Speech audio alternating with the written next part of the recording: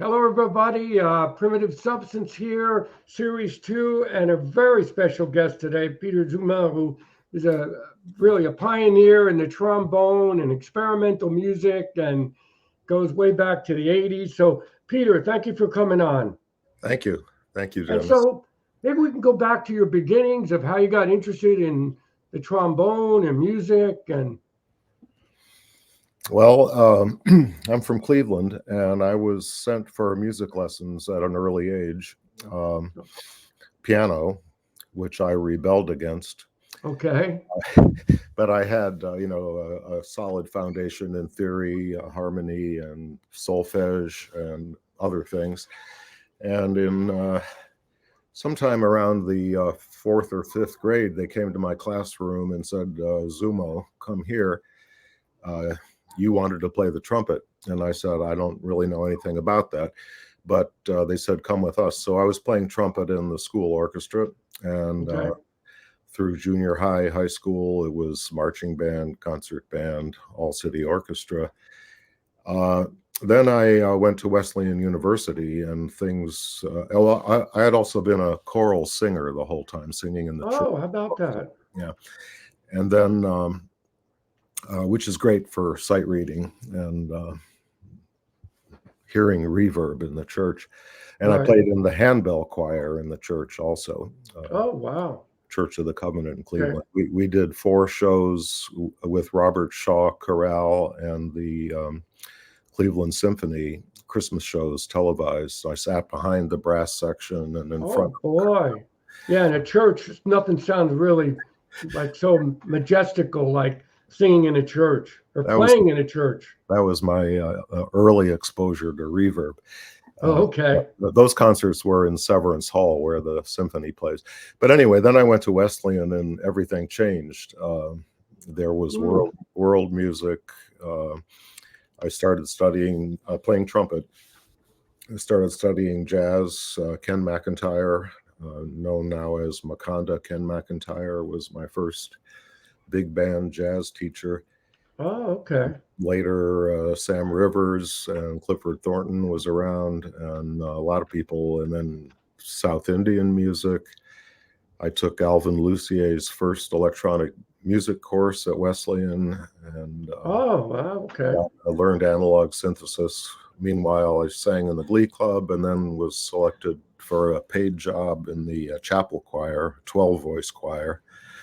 We did motets and madrigals.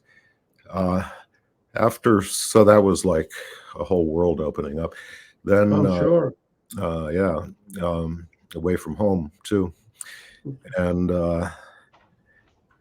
then I graduated in 1970 and found a job at a prep school called Loomis. Now it's called the Loomis Chaffee Institute, north of Okay. Hartford, Connecticut.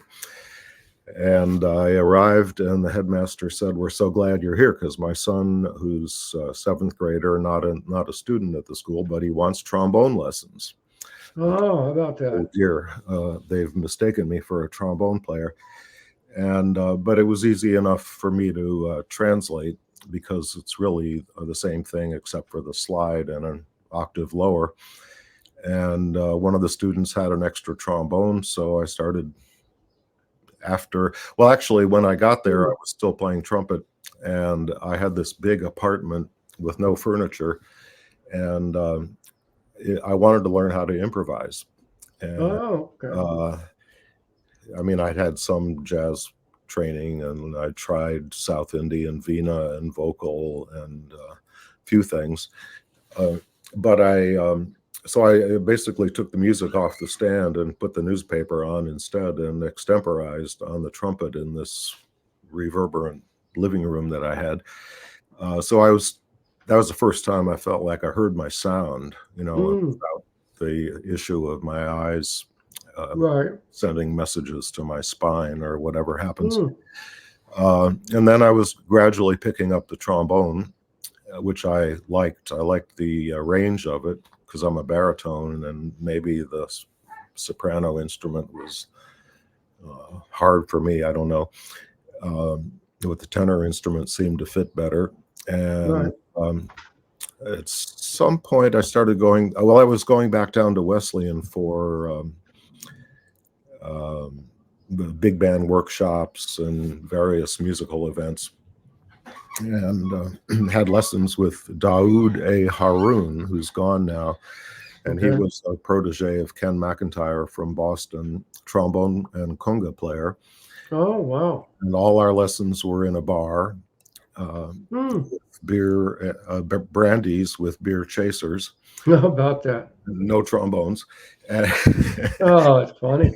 and that was formative. Then, so I started going with the trombone to these workshops down at Wesleyan playing, and at some point, let's see. Then I found my first band in Hartford. It was a band called Sunship, named after the John Coltrane album. And Oh, it was okay. supposed to be like a jazz rock band. So we had 3 horns and a rhythm section, but it was rock and rock funk, I guess. And we made a record for Capitol Records that didn't go anywhere.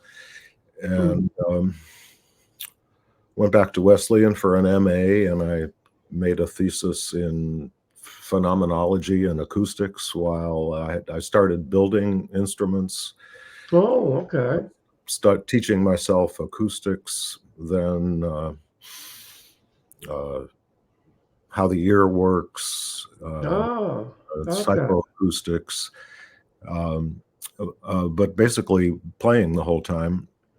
And I'd been exposed to the teaching of Carmine Caruso, who was a brass teaching guru in New York City. Oh, okay. So Yeah. Rick Albani, who was in Sunship from Hartford, and I started driving down to New York for lessons with Carmine. And that pretty much changed my life in terms of my chops. He taught me how to train my body to deal with the demands of the instrument and of music, which he described as interval, scale, and rhythm. How about that? Yeah. But it was like more like calisthenic exercises where you didn't care about the sound that came out, but you followed the breathing process, his rules and everything. And it really made it work for me while being very, training the body to be very rhythmical and think in terms of subdivision. You know about this. Oh, yeah. Yeah. Especially percussionist. Yeah. So, and I'm worked on it this morning too. How about that? Yeah. Great. I got to stay in shape. That's fantastic. You keep it going. And then when did you end up moving into New York? When did that happen? So that was when I got that master's degree. And I think one of my professors, Richard K. Winslow, said, "We can't get any good graduate students. You want to stay and get a PhD?" And Oh, I said, "No, I'm having nightmares about school." hmm. No. And my wife, Stephanie Woodard, is a dancer, and well, she's a journalist now. Right. She said we're going to go to New York, and she was going to get into the downtown experimental choreography scene. And I thought, what'll I do? Well, I'll be a session musician. And it didn't quite work out that way, but I started meeting the community downtown and doing music in New York Right. City. I never read it. So Read it. Go ahead. Keep That's going. 1975. That's all. It was a small community in downtown New York. You could walk to concerts, Soho, Lower East Side, West Village.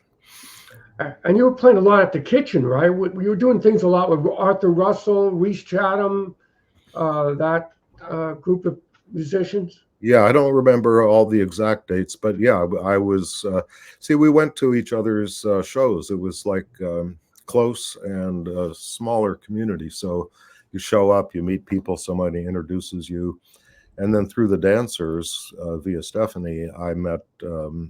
I started working with dancers, but also sometimes there were couples, dancer and musician. So I met Jim Fulkerson, the trombone player, and who else? Peter Van Riper, who was with Simone Forti, And Mm. John Gibson was with Nancy Topf, and so there were a lot of connections, and so we all tended to start being in each other's concerts, groups, whatever. So the kitchen, I was never at the original Mercer Street location, but this was Broome Street, uh, second floor with the trucks rumbling by, How and the about that? windows open and pillows on the floor. So yeah, we started doing things there, and Reese was music director at one point, and then Arthur was. Arthur was a very unique musician. He seemed to dabble in a lot of different fields. You know, he was very talented. I guess, unfortunately, because of all the different fields, he never got the credit. I don't think he really truly deserves, or maybe now, but back Yeah. then, right? Well, I don't think any of us did then. No, But I mean, Arthur was more aware of the idea of making it big, I think, than I was. I was like just kind of stubbornly interested in pursuing the experiment, and still am. And right. I'm fortunate to be, I still get called by people who've heard my work and Oh, yeah, it's fantastic. still want to and still want me there. Well, it's great. Your playing is great. And the Necessaries, what was that about? Was that a band you played at the clubs? No, Like I only recorded with them, and that's a funny oh, story, okay. 'cause I was, I'd been working with Arthur and then Ernie Brooks, and they, um, they were rehearsing. I remember rehearsing in, I think it was Ernie's loft, where like the Tina and Chris from the Talking Heads were downstairs, and Don Cherry and Moki Cherry were across the hall, and I rehearsed with them a lot, like it seems like, months or something. And they didn't have a part for me or anything, but they said, Hmm, "You want to play with us, play on the record." right. And I didn't know what to play. So, and they were loud. So I played essentially free jazz through all these rehearsals. And then we went into the studio, and they said, "Well, go out now and do it." And I did that. They said, "Wait, that's not music. That's not what we want." So I realized they never heard me in all those Oh, rehearsals. okay. Right. Oh boy. Ah, that's very So, interesting. Man. so we or I made up a part real quick, and that's just on that one song is it on Big Sky, I think. Oh, right. Okay. And Anyway, what there's about go currently ahead. Ernie's working on. They have unreleased material, and there's a chance that some things a record will come out of unreleased Necessaries things. Yeah, there's always things in the closet ready to Yeah, possibly come out. Like with Liquid, we never put out a lot of extra music that we should have. yeah. We went back in the studio, wasn't good enough a couple times, and unfortunately, that's what happens. Well, Sometimes, it's you're younger and you want to be you're critical of yourself, which is a good thing, I think. And right? like think, well, that's not it. And okay, now I got to do this, and I do it. And now people are putting out all of Arthur's discovering all his closets full of tapes, and Yeah, why didn't he put it out? Well, because he had very high standards about what he thought was, what right. how he wanted to be heard. And I feel that too. But then you go back 20 years later and you listen to it, so this is great, it's fine. Yeah.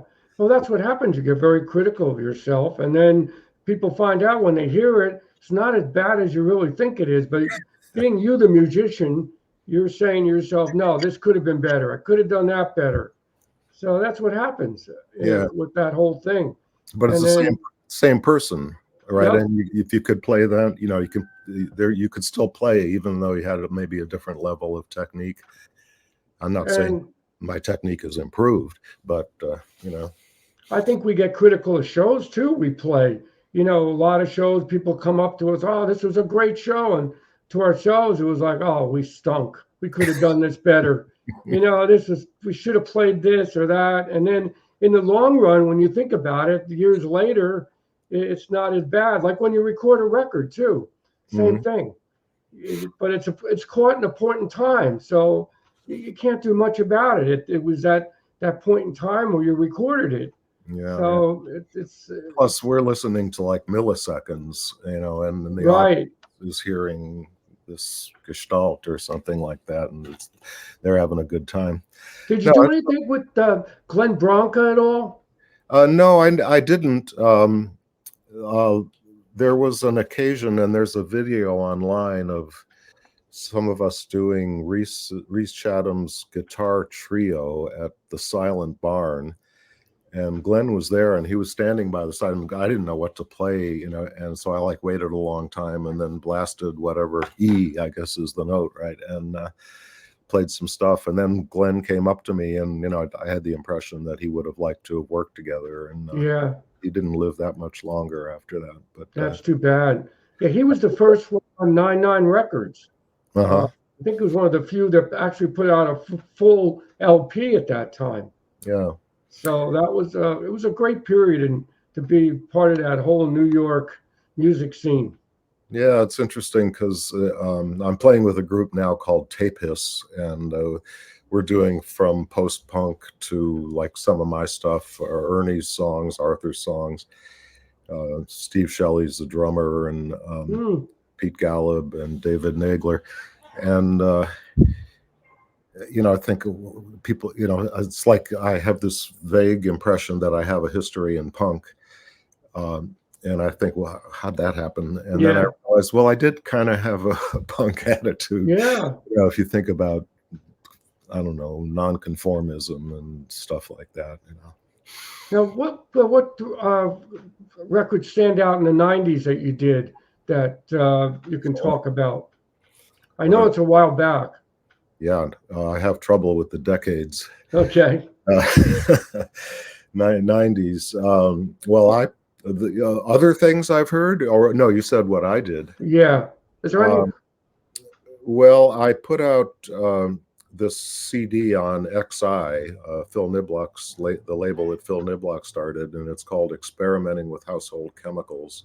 Oh, that's neat sound. And it's about recycling, cooking, cleaning the house, but it's not about anything actually. But I had gotten a fellowship from the New York Foundation for the Arts, and it was some money with really no expectations. So I thought, how can I justify taking this money? And I thought, I'll pay myself, I'll divide it by 12. Okay. And pay myself every month not to answer the phone, and believe in my layest idea. So I'd gotten into this idea with the trombone slide is like addictive for us, and it works like a string instrument in that we have frets and strings. So I have the overtone series and 7 chromatic notes in the slide.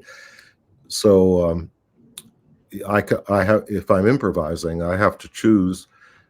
I get to choose that if I want to go higher, I can go up the fretboard, or I can go to the next string and go down. Right. if I want to go up, and okay, so right. This, except it's here, and part of it's visible, but the other part is not. That's the bugle call. Right. So I started playing around with just the logic of that, and like imagine myself looking from the side at the slide, seeing the vertical invisible component, and drawing imaginary diamonds and X shapes. So I could go out and up, in and up, in and down, out, and that's a diamond. Right. I could stack diamonds vertically, and I could stack them horizontally, or I could do X's. Oh, interesting. And I just kept doing that, and I'd write down the little diagrams, and then if I stayed with it, sometimes a melody would come out, so I'd write that in conventional notation, and that was stuff I could give to the other musicians. And I did that as solo, trio, quartet, quintet, and septet, almost all of it live shows. So some of the trio stuff was Arthur Russell and Bill Rule on marimba, and I had La Mama Café, I think it was, and knitting factory maybe once, outdoor gig on Staten Island, Walker Art Center in Minneapolis. John Gibson was in the group. Oh, okay. Joe Kubera, the pianist, playing a synthesizer. And then I had a chance, I was teaching in the college business for a number of years, and one of my students became a beta tester for Sonic Solutions, which was the before Pro Tools took over. It was what they were using in the movie industry for audio Okay. editing and production. And he got permission to do a non-commercial project to stay in the shop after work, and we met evenings and worked for a year editing all these 2-track tapes, and he was able to do these long crossfades. So it was four tracks during the crossfade. Wow. Dan Evans Farkas is his name, and he's in the editor for music in the movie industry now. So we made that record, and that stands out. I think that was 92. I got to pick that up. That sounds real interesting. It's got its own. Well, I also tried to let people. I've done this in other pieces. Let the ensemble members play in different tempi. So not everyone has to be locked into the beat as we know it, but you could do, and it still grooves. Oh, okay. Which I find interesting. So I've always so that record was a big project, and then I just don't remember who I played for then. Did you work with Peter Gordon much? Yeah, we started working in the late 70s. I just played with he was in this group. We did In C, Terry Riley's piece. Okay. That's Lincoln, a great piece. Outdoors at Lincoln Center just 2 days ago. Oh, wow. That must have been something. With over 60 players. Wow. Nick Hallett and Zach Layton have been doing it for 20 years now. And it's been a benefit fundraising thing, usually at the Poisson Rouge. First at Galapagos in Brooklyn.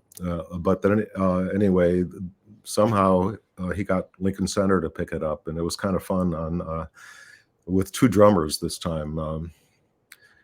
Billy Martin and Brian Chase. Oh, okay. It was big. So anyway, Peter. Was this recorded at all? Do you think I know we're waiting. I'm told that we will see I know there's going to be video with audio, but I look forward to that. I wonder if there's multi-track audio. I don't know. It's right. Yeah, we had a 7-piece brass section. It was pretty cool. Oh, wow. So anyway, Peter Gordon and the Love of Life Orchestra. Yeah, that's right. So I've been in this band for over 45 years. That's great.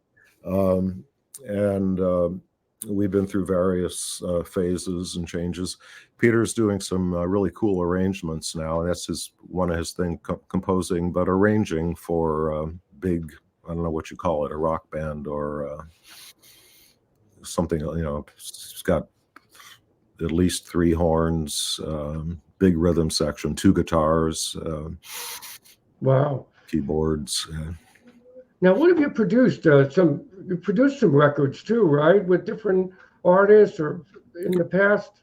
I have a credit as producer of Treehouse School Bell, the Arthur EP, the band. Oh, okay. And then he lists me on the World of Echo on his solo version of that. Oh, that's a great. Okay, that's a good. We did work in the studio a lot together, so there's that. I produced my own stuff pretty much. Let's see. I worked with a singer now known as Yvette Masudi, and she was Yvette Perez. And first band of hers was Bird Brain, and then she had a band called Her, which was just me and her, with occasionally Danny Tunick coming in on vibraphone. Oh, okay. That must sound good. So I co-produced that CD. What else have I done?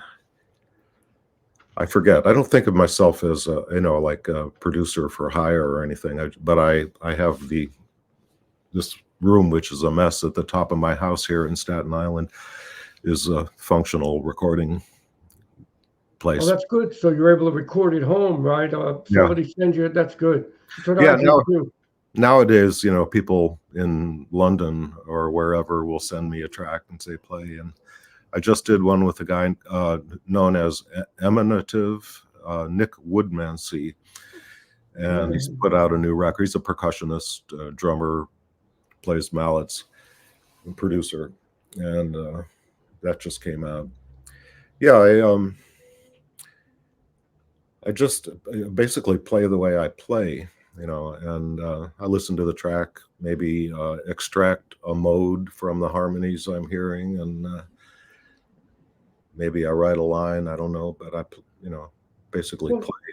There's not a lot of trombonists out there with your caliber, so you must be in demand as far as they hear your music and it might fit.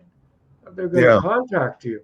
Well, I should add that there are a lot of trombonists. Is there? They're basically all good because you can't, you can't get away with a lot because there are no buttons to press. Oh, that's true. You're right. So I feel that there's a lot of competition, but the way I put it is, if you look at the union book, I'm in the Musicians Union, there are pages in a very small font of trombone players, and I'm the last one. And there's really no reason why any producer should call me, except that when it comes to Peter Zummo, I have no competition. There you go. That's it. That's true. I didn't think of it that way. Just, being stubborn or realizing that the only way I'm going to get by is to stick to my stubbornness and do it my way. I never had luck with the Musicians Union. Yeah. When I was a kid, my parents pushed me into that. I was a drummer, and I never got one call. It was such a click. It's like somebody knows somebody. So I just quit it, and that's when I went into doing original music, experimental music, and I said, I'm not doing a wedding band shows. Forget it. Well, everyone's going to call people they know. Because you got to know that the guy's going to tell good jokes and be a good. You're right. That's true. And all that. But I've gotten a few. Let me think. Via the union, I play didgeridoo also. So I'm listed. Oh, okay. I'm listed in ethnic instruments at the back of the book, and there weren't too many of us at that point. No, that sounds it. And I had the good fortune to be in Seattle with Peter Gordon a long time ago. It was a quartet. And I was covering the bass parts because there was no bass player. And Stuart Dempster, the great trombonist, came backstage after we did our hour set. And I looked at him. I said, Stuart, boy, am I glad I didn't know you were here. Yeah, how about that? Oh, boy. And the first thing he says is, well, you didn't have any high notes. There you go. That's funny. So what are you currently working on? What are you going to be doing in the future? Any new projects or? Yeah, I'm behind on all my editing and post-production. I just did 4 shows in Canada with a rhythm section from Toronto. Okay. Good players, vibraphone, percussion setup, 3 congas and hand percussion, and acoustic bass. Oh, that sounds nice. And we came out of it with several recordings of the live shows, and I had worked with the same guys, but more of them, like about 8 or 9 people last year. And we went to a recording studio up there. So I have a lot of stuff that I have to get through, about listening to the tracks and extracting the best part and figuring out what goes. So I'm playing around also with the idea. I have a modern synthesizer. It's a Roland Jupiter. It's called Jupiter X. I know that. Small one. It's XM, and it claims to be artificially intelligent and has a sort of a self-accompaniment AI I don't know, they call it arpeggio. So anyway, I can't control the thing at all. How about that? Oh, And I can't get anything back like I want it. So I usually, if I'm going to, in the mood, I'll plug into record. It has balanced outputs and start my thing. And then if you hit the go button and the continue button, it starts playing more layers. oh, okay. Like what I should have played if I was better at it, including Roland drum kit sounds and things like that. So I've been making these tracks and you thinking of them as like unfinished tracks to use in live performance and have the band play along with them. That sounds like a great idea. And especially if I can get someone else to hit the button, Right. so that I'm surprised. So it kind of interrupts the band, and that, we have to go off into this and Spontaneous live start a playing. tune while that's still going on, and then the good thing is they all end. That's funny. Yeah, But one of my producer, Sandro Perry in Toronto, I asked him to do it on our first outdoor show up there, and he found Varispeed on my little portable playback recorder device. So he was slowing things down, and that was cool. Oh, that's great. I'm just like trying to play if I'm making a record with this like up close modern synthesizer sounds, and then a 9-piece band recorded in the studio. Can I crossfade? Can I move from one to the other? Making records is interesting because people have to listen to them, more than once. Right. I'm So sure. there's got to be stuff that you find later, and it's not the same as live. That's true. You're right. And there's always a backlog of music. I'm sure that you run across, like I have, with 4 different formats: DAT, ADAT, reel-to-reel, 4-track cassette. So I've been trying to get together that myself. Hopefully I'll get everything done before I pass away, but who knows? We'll just keep plugging along. Yeah. So how can we reach you? What's the best way to reach your audience here for your music? Is it your website? You have or your Bandcamp?